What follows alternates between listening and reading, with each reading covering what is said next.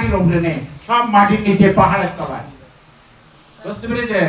আর ওখানকার ওই মেয়েরা হচ্ছে সবচেয়ে বেশি মেধাবী, ওরাই কম্পিউটার চালায় আর ওই সীমান্ত থেকে খাদায়।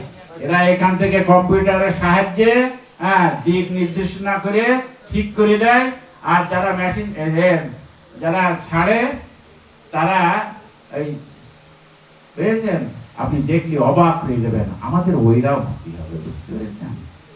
এখনো কিছু হয়নি। ইরানের কাছ থেকে 1 ইঞ্চি জায়গার মতো শক্তি বর্তমান পৃথিবীর কারো নাই।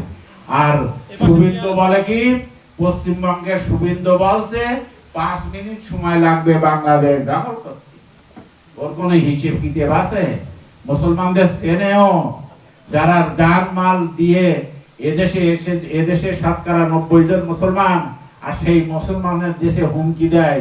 আর কি বলবো, আল্লাহ আমার শুধু মুসলমানদের, এদেশে যে মুসলমানদের যে ঈমান, যে হিম্মত, যে সাহস, যে সামরিক শক্তি, যে সামরিক সরঞ্জাম আছে, ভারত তো দূরের কথা, পশ্চিমবঙ্গ তো দীর্ঘা, আসাম ত্রিপুরা রাজ্য পর্যন্ত দখল হয়ে যাবে, তা ওরা খবর পাবে না। বুঝতে পেরেছেন? ওদের কথা প্লেন আছে তো, তাই মনে করেন যে বহুত কিছু আছে।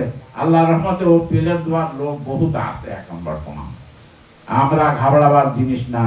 এই জন্য জামাত ইসলামী তার লক্ষ্য, উদ্দেশ্য এবং লক্ষ্যে পৌঁছানোর জন্য চেষ্টা করছে। আপনারা শুনেছেন ওই মাওলানা জিয়াউল হক বললো না, এত সুন্দর বক্তৃতা দিতে পারে এরকম মানুষ এদেশে আল্লাহ তাআলা পাঠাইছে। আমি তো মনে করি একবার নবী রাসূলদের মতন কথাবার্তা, আমি নবী রাসূলদের সাথে তুলনা করছি না, কিন্তু আমিরে জামাতের কথা শুরু হলে সকল পার্লামেন্টের মধ্যে সবাই হা করে শোনে, যে বলে কি, ভাষা কি, বাক্য কি, কত গঠনমূলক, কত যুক্তিসঙ্গত।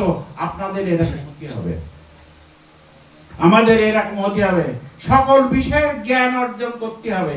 এই জন্য বেশি বেশি কোরআন তেলাওয়াত করতে হবে, কোরআন অধ্যয়ন করতে হবে, হাদিস অধ্যয়ন করতে হবে, এবং বই পুস্তক পড়তে হবে, সংবাদপত্র পড়তে হবে, গণমাধ্যমের সাথে আপনার যোগাযোগ থাকতে হবে। তাহলে আপনি জানতে পারবেন, তাহলে আপনার সাহস আর ঈমান বাড়তে থাকবে। আর একটা শেষ কথা বলছি, ওনারা কিছু বলছেন না বলে আমি একটু বাড়াতাম। আসসালামু আলাইকুম ওয়া রাহমাতুল্লাহি ওয়া বারাকাতুহু।